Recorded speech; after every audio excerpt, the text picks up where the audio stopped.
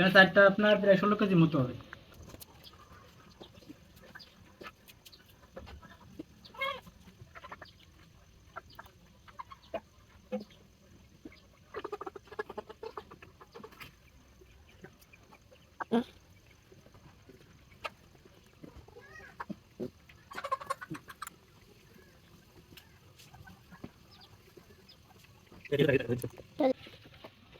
এখানে আছে আপনার মুরগি আছে এখন হচ্ছে 4টা, আর ওয়েট আছে প্রায় 4 কেজি মতো হবে আর কি। এখানে আরো একটা ছিল বাট ওটা আছে আপনার খাইছে। তো এখানে চারটা আপনার প্রায় 16 কেজি মতো হবে।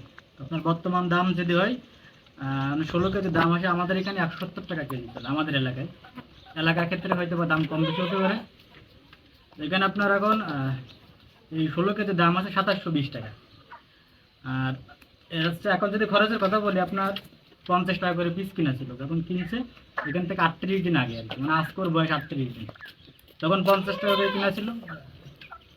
আচ্ছা 200 টাকা খরচ আছে বাচ্চা বাবদ। আর ওর খাওয়াইছে হচ্ছে ঠিক, আর হচ্ছে আপনার চাউল।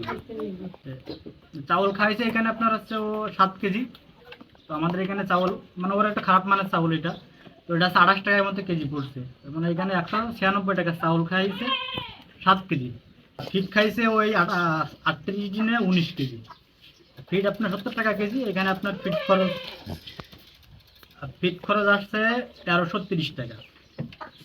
তো মোট আপনার হচ্ছে বিক্রি এখন যদি বিক্রি করে সেক্ষেত্রে আপনার 2720 টাকা হবে। আর সব খরচ বাদে আপনার হচ্ছে থাকে হচ্ছে 994 টাকা। অর্থাৎ ধরা যায় যে হচ্ছে 994 টাকা এখন যদি বিক্রি করে তাহলে সেক্ষেত্রে হচ্ছে এটা লাভ থাকবে।